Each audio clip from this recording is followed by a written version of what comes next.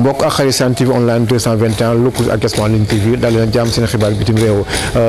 tey nag mooy 5e minute bi nga xam ne dañ ko jagleel woon nag spécialement la Covid-19 boo nga seetlu fii ci Sénégal tey état dafa ne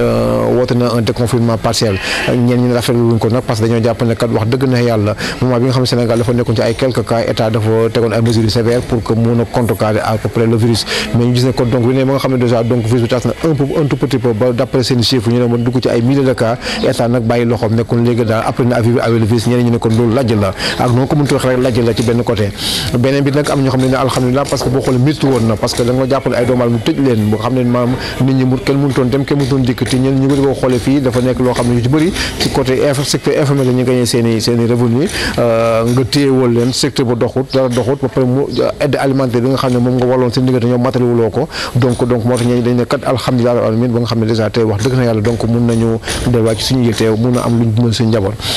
ñu gis ne kon comme par rapport comme aide alimentaire boobu ñuy wax boo ko seetlu aussi c'est vrai boo ko xoolee pratiquement métti na ci côté yu bëri donc am ñoo xam ne xëy na mënuñ ko wax waaye métti na ñun yàlla def na diggante bi on a accompagné ay associations yoo xam ne c'est des associations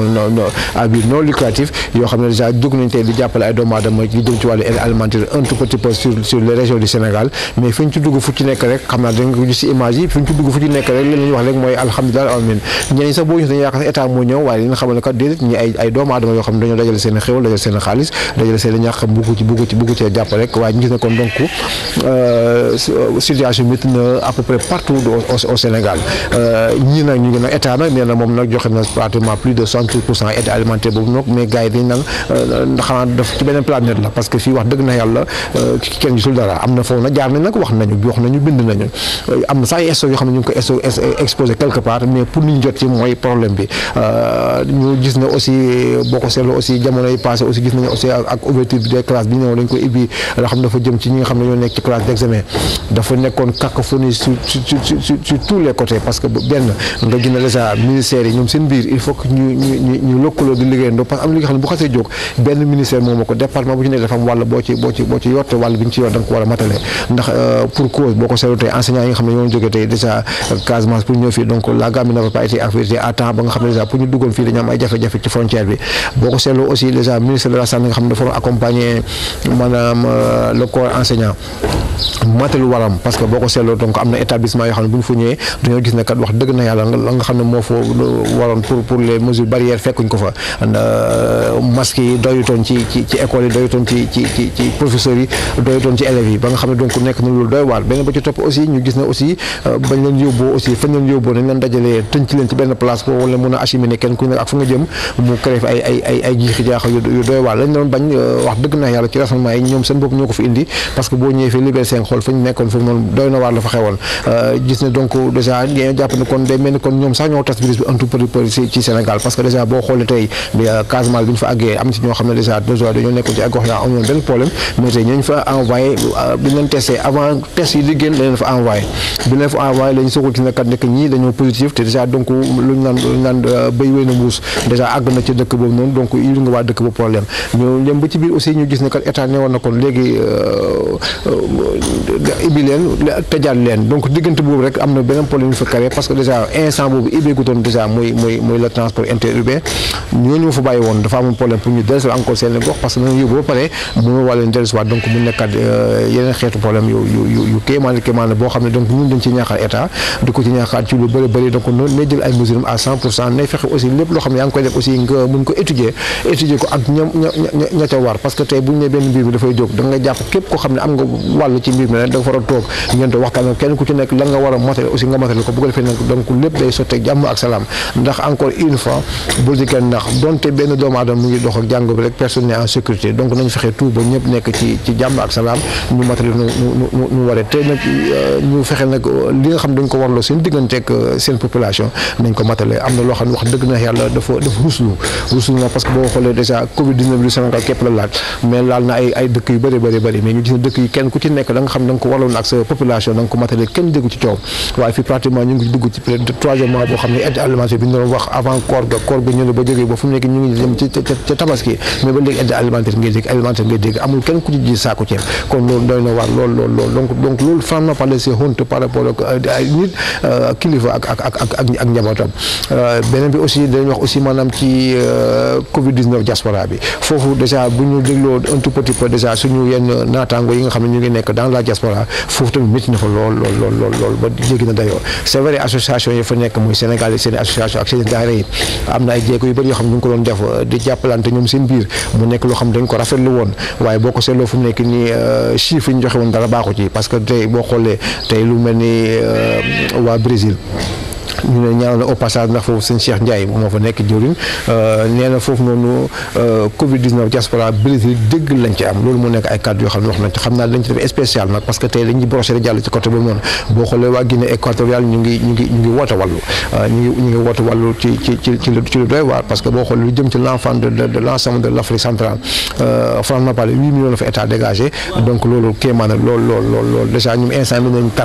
tar na ci côté bëri parce que Sénégal bëri liggéey te ñu ngi woote wala ñu ngi ñaan Sénégal na leen jël si incha allah rabi dellu si wàll leen seen goo xam naa dañ ci def benn extrait bu ndaw ngeen dégg ko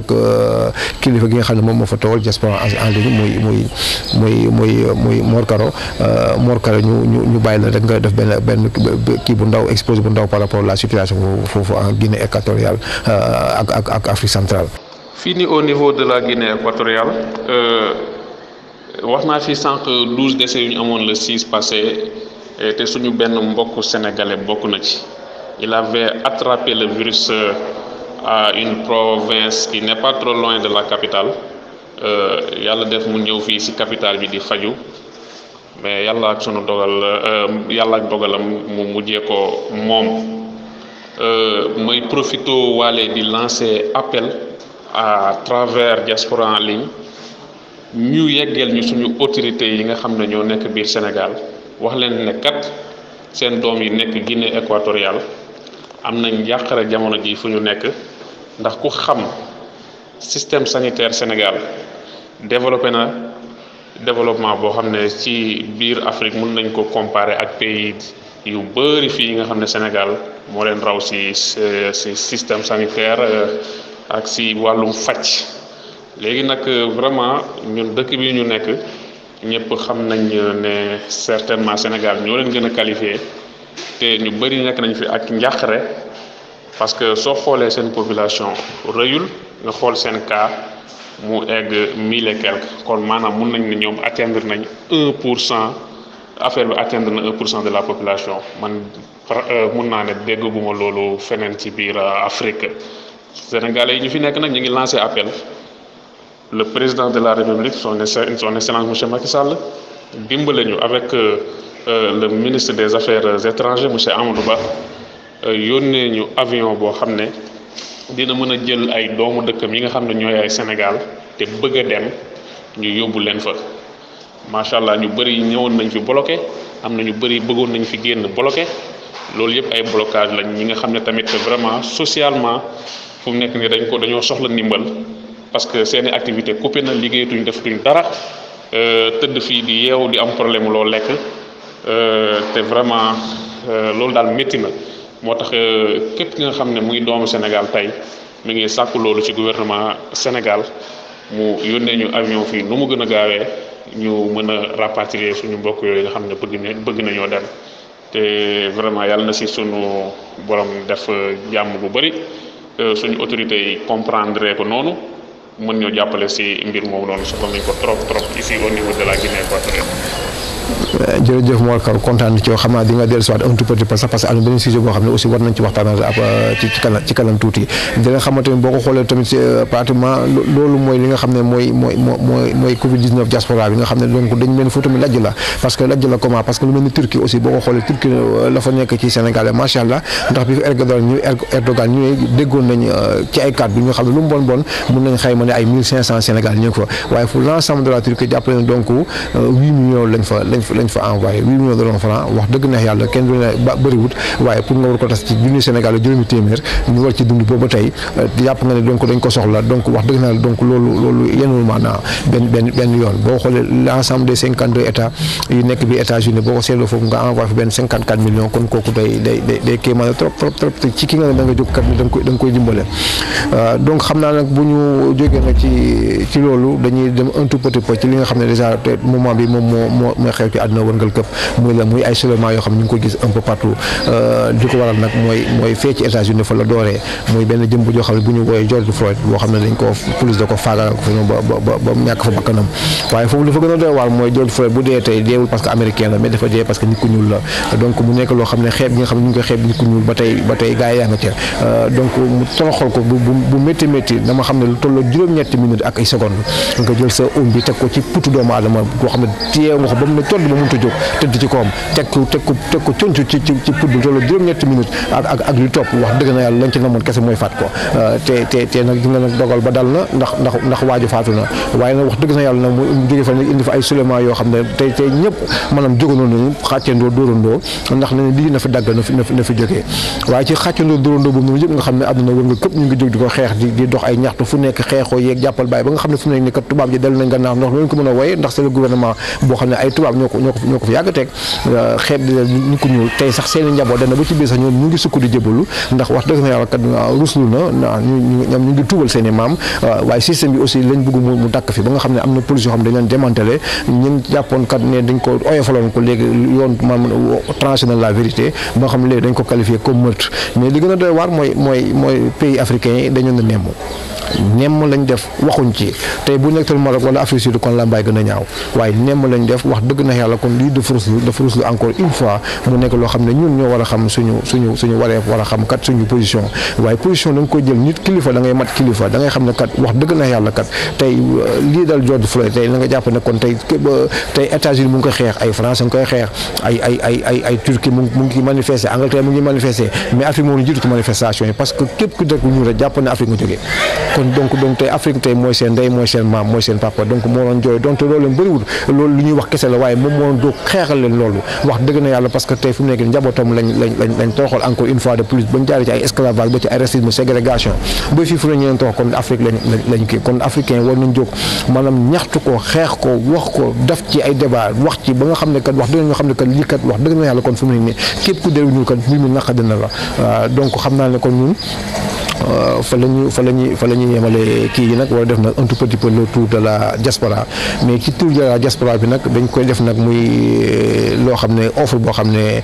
BOA lancé na ko au niveau de la diaspora ci biir loolu nag dañoo jàpp ne kon day mel ni kon rongo ñu démb fomp na tey ndaxte am na loo xam ne diaspora bi yàgg nañ ko jooy yàgg nañ ko ñaxtu muy benn prise en charge boo xam ne surtout lu jëm na ci wàllu répartiment de corps donc tey BOA dafa am benn offre boo xam ne daf ci lëkkaloo diaspora en ligne TV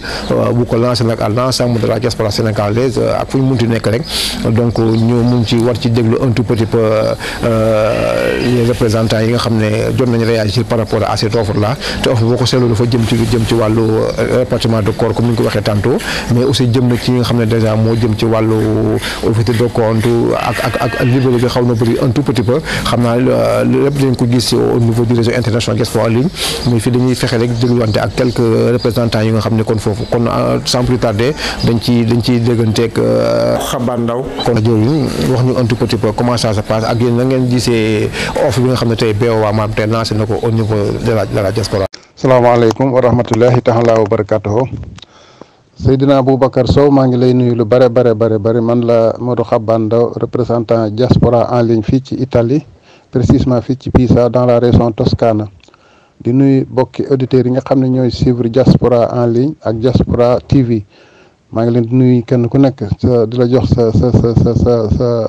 yelloo àq bi nga yelloo di la nuyu bu baax a baax di rafetlu bu baax a baax proposition bi nga xam ni waa BOA def nañ nu ko muy maanaam Bank of Africa def na ko jëmale ko ci diaspora bi waaw di ci wax rek ñaari mbir yoo xam ni am na muy benn bi mooy proposition bi nga xam ni def na ko mu jëm ci wàllu assurance bi nga xam ne dañ koy def pour que en cas Sénégal yi nga xam ne ñi ngi fii ci bitim réew ci yàlla dogal suñ borom dogal bi ñëw ci moom xëy na assurance boobu moo koy couvrir ba ñu def maanaam retour delloo koor yi ci Sénégal ci seen i bokk ñu mën ko toppatoo jébal ko boromam muy benn assurance boo xam ne bu am solo la ci domaine boobu nag maanaam fii au niveau d'Italie moom xam naa ni loolu moom daanaka mën naa ni am na fi ba pare ndax ci domaine boobu moom Sénégal yi wax dëgg yàlla depuis des années la preuve en est que ba ci dëkk bii ma nekk sax région bii ma nekk di Toscana am nañ ay fonds de solidarité yoo xam ni ñu bare organiser nañ ko ressortissants yenn villages yi sax ñu bare organiser nañ ko di cotiser par année at mu nekk ñuy cotiser ñii di cotiser 20 euros ñii di cotiser kenn ku nekk ak somme ba nga xam ne moom nga définir pour ñu di ko cotiser ci kees googu nga xam ne képp koo xam ne lu mel noonu dal na ci sa kaw rek kees googu moo koy jël en charge def li ci war a def lépp frais yi ñu ci war a frais yëpp mu fere ko ba delloo ko ay bokkam ca Sénégal ñu mën ko jébbal boromam ci domaine boobu moom am na fi waaye nag du doy lu baax du doy assurance bi bu fekkente ne dem nañu ba ñu leeral ñu assurance bi ci yenn condition lay doon ak ñaata lay doon ak kenn ku ko bëgg ku nekk lan ñaata lay joxe ak condition yi ak pièces yi ñuy fourni yëpp ñu xam ko information yu leer dinañ ko mën a proposer Sénégal yi waxtaan ceeg ñoom ci barab yi nga xam ne fi la ñuy seq ak ñoom di waxtaan ak ñoom tasaare ko fi ñu ko war tasaare yëgle information bi suñu demee ba gis ni bari na ñu mu intéressé ñu bari ñoo xam ne loolu intéressé nañ ak yeneen produit yi nga xam ne mi ngi ci offre bi maanaam yëgleel waa banque bi maanaam seen offre bi nga xam ne moom lañ def ci diaspora bi bu ñu demee ba gis ni vraiment ci territoire bi fii au niveau d'Italie gis nañ ni maanaam intéressé na Sénégal yu bari su boobaa te ñoom ñu mën a déplacé wu daañu leen ñaan ñu déplacé wu ñëw fekk suñu fii bu ko defee ñu def tournée ànd ak ñoom ñu jël quelques dëkk yu am solo ci réew mi ñu dem fa présenter seen produit yi présenter li ñu bëgg a def daje fa ak Sénégalais yi waxtaan ak ñoom bu ko defee conditions yi nga xam ne moom la ñuy seq ak Sénégalais yi ñu mën koo waxtaan ak ñoom ñu leer ba képp koo xam ne bu ñu fa jógee képp koo xam ne mën nga cee bëgg a dugg da nga ko mën a defal sa bopp directement. beneen bi ci des mooy ci wàllu produit bi nga xam ne proposé nañ ko aussi gis naa ne paquet bi gis naa ci ni maanaam ñu ngi waajal aussi même ay projet yoo xam ne projet de rentrée la pour que ñi nga xam ne ñu ngi fii te bëgg a delluwaat Sénégal xëy na bu ñu nekkee bëggee am ay projet mën na ñoo xam ne ñuy def ba amal leen financement bi ñuy am pour que ñu mën a installer foofa di liggéey ci Sénégal léegi ñibbi toog définitivement boobu itam dina laaj mu am ay leeral yu bari parce que mi ngi ci paquet bi rek ñu proposé ko mais maanaam grosso modo lañ proposé rek mais définition yeeg ak leeral yeeg yooyu yëpp moom jotuñu ko donc su boobaa itam loolu su amee dinañu xool ba xam naka lañ ci war a mën a doxe ak ñoom bu fekkente ne proposition yi ñuy def financement yi ñuy joxe pourcentage bi ñu war a mën a financer yooyu yëpp mu leer ci doomu aadama yi ba ñu kenn ku nekk xam ne boo cay bëgg a dugg wala boo ko dee wax leeral nit ki di nga xam fi muy tàmbalee ba fi ngay yem ci loolu itam am na fi maanaam loolu mel noonu loo xam ne am na fi loo xam ni diaspora bi organisé nañ ko ànd ak waa Sénégal maanaam ñi nga xam ne ñi ngi woon bitim réew te ñibbi Sénégal toog ak ña nga xam ne ña nga Sénégal sax te mosuñoo génn bitim réew te bëgg a liggéey am na fi benn société boo xam ne dem nañ ba créer ko société boobu je pense que pour l'instant fi nekk ni am nañ gàtt loo xam ne ëpp nañ ay 350 membres yoo xam ne dugg nañ ci muy société boo xam ne dañu ko créer tudde ko solidarité internationale pour le développement du Sénégal maanaam Solides noonu lañ ko tuddee wax dëgg yàlla suñu mbokki murid suñu mbokki jullit suñu mbokki immigré suñu mbokki moodu yoo xam ñoo nekk bitim réew ñii ngi Amérique ñii Angleterre ndax def naa lu gàtt fi mu nekk nii 19 pays wala 29 pays bokk nañ ci yoo xam ne seeni Sénégalais yi nekk foofu ña nga ca bokk nañ ci société boobu ñu ngi ci organisé wu ba déjà ñoom installé nañu ba commencé di liggéey sax Sénégal donc loolu itam dinañ ci mën a waxtaan ak ñoom ba xam ñoom naka la ñu war a mën a réintégrer affaire BOA bi bu ko defee xëy na mën naa gën a mën a soqali société bi ak liggéey nu xëy na war naa mën a gën a jàppandi ndax lépp rek dans l'intérêt commun des Sénégalais la kon donc dañ koy rafetlu bu baax a baax pour l'instant daal loolu mooy li nga xam ne moom laa ci amoon lu ma ci war a wax ñu ngi leen di sant bu baax di leen gërëm di leen ñaanal jàmm ak salaam jërë ngeen jëf. kon si jëwriñ jërëjëf dégg nañ propos yi effectivement kon mën nañ jàpp ne kon la balle est dans le camp de la Bank of Africa donc ñoom ñoo ci des fu mu nekk nii maanaam gën a teg charte yi waxtaan ñu gën ko yaatal ba pare léegi nag gën a maanaam ngeen gën a liggéey dans la transparence te comme ni nga ko waxee te mu nekk un programme boo xam ne dafay nekk win-win kenn ku nekk gis sa bopp kon nag xam naa sans plus tarder kon dañuy dem fële ci Maroc yàlla dafa def nañ fa am ñaari représentant kii dafa nekk Marrakech muy Siliba kii nekk ca capitalu muy Ndiogou kon nag xam naa dañu dégg ñoom ñaar ñëpp muy Ndiogou muy Siliba ñoom ñu wax déjà ñoom nañ ko jàngatee foofu au niveau kii ak ñoom lu ñu ci xalaat kon nag yéen waa Maroc ñu ngi leen dégg bu baax a baax. Oui, bonjour, man la Ndiogou Seck, représentant diaspora en ligne Maroc. Offre bi nga xam ne moom la BOA def Bank of Africa pour immigré yi ñu ngi koy rafetlu te di leen xaar de tout cœur pour que immigré yi profiter aussi. Je vous remercie. Man la Sidiba nekk fii Marrakech représenté fi diaspora en ligne. Effectivement fii par rapport ak offre bi nga xam ne BOA Bank of Africa def na ko fi pour les expatriés ñi nga xam ne ñoo ngi vivre fii ci Maroc gis nañ ko kontaan nañ ci lii buñ ko defee doxalee ko nu mu waree dina baax trop macha allah ndax lu ama am solo la Seydina kon nag ñoo ngi leen di xaarandi ci seeni offre ak sur le terrain. kon jërëjëf Ndiogou jërëjëf Sidi seen intervention rafet na seen intervention rafet na loolu macha allah voilà xam naa ne kon léegi lu des rek mooy dañuy daw ba dañ xaw a sori nag ndax dañ daw ba fële ba Indonésie dañ dem ba Jakarta gis fa Amadou Balde moom moo fa teew réseau international diaspora en ligne mu wax ñu un tout petit peu ñoom naka la ñu dundee offre bi nga xam ne tey BOA joxe na ko fi. Bonsoir maître, oui j'ai écouté vos audios, oui comment dirais-je la proposition de la Banque of Africa. Vraiment, c'est une c'est très bien. Oui, vraiment, c'est très bien. En tout cas, ça promet, ça a l'air vraiment intéressant. Donc, moi, personnellement, j'ai mis s'inscrit. Vraiment, comme ni ñu ko waxee daal bu ñu respecter normes yi ñu wax yi yëpp moom. Donc, c'est très intéressant pour une personne qui est de la diaspora. Donc, vraiment, c'est intéressant. En tout cas, moi, personnellement, je vous donne mon avis. Comment c'est intéressant. Oui, je vous donne mon avis. Oui, c'est très intéressant. Oui. Maintenant, c'est à suivre. Ils respectent vraiment comment dirais-je, parce que je connais les banques, ils te font ouvrir des comptes avec des conditions comme l'assurance. Et voilà. Maintenant, quand il y a des problèmes, tu vas courir de gauche à droite, non, ça n'était pas inscrit dans ça. Donc vraiment, je crois que le moment est venu pour que vraiment tout ce qui est sur le papier soit respecté. Car sinon, ça va tourner mal. Ouais, pour eux. Parce que c'est ça, la banque et l'assurance, c'est comme ça. Le moment que tu ouvres, il te donne beaucoup de possibilités. Maintenant, dès qu'il y a TC ou bien des trucs comme ça, il dit que ça n'était pas, cette maladie ne figurait pas dans la liste de l'assurance et ça. Les banques aussi, c'est la même chose. Mais avec ça, on va essayer, vraiment. Oui, on va essayer. waaw jërëjëf Amadou Balde c'est vrai que day mel na nga xaw a rejoindre sax un tout petit peu le sëñ Cheikh Ndiaye di wax fële ne c'est vrai wax nga dëgg c'est vrai parce que gis nañ ko fi ay structure def nañ ko fi dañuy engagé wu ba dernière minute ñu ne lii bokk ci woon waaye cette fois-ci je pense que dana am benn différence bi am par rapport loolu parce que bii boo xoolee déjà lëkkaloo da ci am benn kii bu ñu wooyee le réseau international diaspora en ligne mun naa xool que le réseau des juristes international diaspora en ligne parce que boo xoolee ce réseau est composé par 10 000 juristes donc ñoom lépp lu ci mënti am ne dañ ko xool saytu ko ba nga xam ne déjà ñoom comme ni ñu ko yàggee baax rek bu ñu nee xëpp rek gars yi xam ne donc diaspora liñ leen moo ko ñor rek parce que mooy le lien incontournable entre l'Afrique et ses diasporas donc loolu dañ ci veillé incha allah macha allah dañ ko teg mu leer nañ te wax dëgg na yàlla la Banque of Africa c'est une banque très sérieuse donc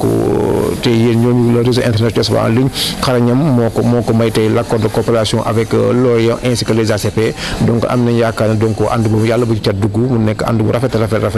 te yéen ay diaspora en ligne yéen diaspora bi yéen ay diaspora en ligne kon nag ñu ngi leen jaajëf bu baax a baax kon sans plus tarder dañuy dem delluwaat Guinée équatoriale cette fois-ci pas pour affaire de aide alimentaire mais dañuy dellu aussi xool aussi que ñoom foofu ñoom ni ñu ko dundee foofu noonu muy l'offre de la kii ñu delluwaat ci Mor Karo encore jërëjëf Mor Karo comme mu ngi ñëw léegi wax ñu un tout petit peu ci l'offre de la BOA. Troisième point bi may wax mooy jamono ji ñëpp gis nañ ne diaspora en ligne dafa nekk en collaboration avec Bank of Africa bu Sénégal te loolu diaspora en ligne mi ngi ci taxaw bëgg liggéey ak banque boobu ci li nga xam ne mooy dimbale immigré sénégalais yu nekk à travers le monde te yaakaar naa ne mbir moomu noonu nekk na loo xam ne immigré soxla nañ ko lool vraiment man ba ma jotee message bi dafa mel ni benn fardeau buñ ma teggil aussi te xam naa ñu bëri noonu lañ ko jotee man it ñi ma ko jotee partagé wan leen ko vraiment nekk na loo xam ne jusqu'à présent sax gëmaguñ ko ndax avantage yu ci nekk premier bi banque boobu noonu mi ngi bëgg a ubbil képp nga xam ne mbir mi intéressé la na te nga nekk immigré sénégalais comment dirais-je partout en Afrique wala Amérique Asie fépp fu am sénégalais rek mi ngi la bëgg a ubbil compte bancaire boo xam ne ci sa tour lay nekk soo bëggee di fa def sa ay virement xaalis après compte boobu noonu am na aussi yenn transfert yoo xam ne nit ñi mën nañ ko bénéficier parce que ñun de xaw ma ñan mais ñun dañoo sonn ci transfert parce que pratiquement sooy def transfert fii soo moytul di nga ci fay 10% li nga bëgg a envoyer ou bien plus de ça et ça nous prend énormément ou excessivement d'argent kon tey transfert boobu noonu su mënee am avec la banque dina nekk atu bu rëy. Troisième chose mooy banque bi bëgg na dimbale sénégalais yi nga xam ne yàlla da leen moom bitim réew mu def tout pour sénégalais yooyu dem fekkiwaat seeni mbokk biir Sénégal maanaam rapatriement des corps ñu mën leen a denc ci seen ay mbokk mu nekk loo xam ne jaaxaloon na immigré yëpp vraiment te jaaxal na képp ki nga xam ne mooy parent te bàyyi doomam mu génn dem uti loo xam ne moom lay dimbalee njaboot gi. kon tey loolu defe naa ne c'est à saluer di ñaan suñu borom yàlla na bu ci cat dugg yàlla na lépp réalisé wu non seulement Bank of Africa yemu bëggul yem foofu ak immigré sénégalais mi ngi dugg ci beneen point boo xam ne ñu ngi naan affaire immobilier yooyu sàpp mën na nekk ay kër yuñ tabax ba pare à des coûts très réduits pour immigré bi mun ci am accès certainement dina am ay genre versement yoo xam ne dina pour sa compte bi mun a activer wu bu baax a baax ñu xam ci lan nga nekk ndax mi ngi yëngu ñooñu daal ñu mel noonu dinañ avantage aussi loolu ça peut être aussi des terrains ak lépp li nga xam ne daal ci wàllu immobilier la. imaginal immigré yi jamono ji dañoo sonn te rawatina immigré sénégalais dafa bëgg njabootam dafa bëgg waajuram dafa bëgg ay anti-jàmmeem lu mu am mi ngi daw suba ak ngoon di yónnee. te su deful attention rek lu bëri du ko réaliser ba màgget fekk ko ci yoon bi mu ñibbi fekku fa kër te loolu yaakaar naa ne c'est un grand échec te yàlla nañu yàlla musal ci échec boobu di ñaanal immigré yépp suñu borom taxawu leen ñu dul sax sénégalais ndax ñun ñu ci nekk xam nañ lan moo ci nekk vraiment métti na métti goo xam ne ku ci dem yàlla may la ba nga mën a tabax kër rek defe naa ne loolu réussite bu baax la te yàlla nañ ko yàlla suñu borom defal ñun ñëpp. di leen jaajëfal di waxoon ne briefing laa doon def rek bëgguma jël temps diaspora en ligne yëpp di leen jaajëfal di jaajëfal techniciens yi ñoom Seydina Aboubacar di jaajëfal maître mi nga xam ne moom mooy directeur général diaspora en ligne di jaajëfal képp kuy représentant à travers le monde di leen wax ne man la seen mbokk Mor Karo Cissé représentant diaspora en ligne ici en Guinée équatoriale et en Afrique centrale jërëjëf. waaw jërëjëf Mor kontaan nañ encore très bien macha allah alhamdulilah donc de toute façon donc kontaan nañ trop ci seen intervention di leen ñaanal yow Mor ñu ngi lay encourager par rapport à ses ambitions déjà ce film boobu nga xam ne yaa ngi koy waajal mu jëm ci wàllu intégration immigration ak émigration donc wax dëgg na yàlla ñu ngi la ci ñaanal bu baax a baax di ñaan comme yàlla def na fu mu nekk nii à peu près gars yi nank naa ñu ngi ibbi les frontières xanaa bu baax ñu gën cee mën a sori parce que déjà am na jéego yoo xam ne yaa ngi ko doon dox de toute façon dinañ ci dellu soit de manière beaucoup plus ample ñu mun cee yaatal donc mais li ñu mun def rek mooy di la encourager ci loolu donc ñu leen xamal ne leen daal lii moo fi nekkoon li ñu fi indi woon ci spécial Covid 19 bi nga xam ne moo nekkoon suñu 5e numéro dina xam ne donc suñu contrat fi la yem ak yéen par rapport ak loolu ndax dañoo 5 lañ ci ne mu nekk spécial Covid 19 waaye teewul aussi xibaar bi ñu dafay àggali ak Anta Samb moom ngeen jox miin kanamam par rapport à ça dina xam aussi xibaaru Diaspora Info tamit mu ngi waajal di dellusiwaat aussi ak Ami Diatta ak yeneen rubrique yoo xam ne teg nañ ko fi yoo xam ne dafay jëm maanaam lu jëm ci wàllu lëkkaloo bi ak tour d'horizon leen daal yëpp dina dellusiwaat te jàmm incha allah rabi ci réseau international Diaspora li ñu ànd ceeg TV online 221 kon ñu ngi leen jaajëfal bu baax a baax dina xamoon na tey nag ki ma assisté woon na ci liggéey bi nag mooy Fadel Sow di ko ñaanal di leen ñaanal di ñaanal mbooloom jullit kon nag di leen jox dig daje beneen yoon wasalaam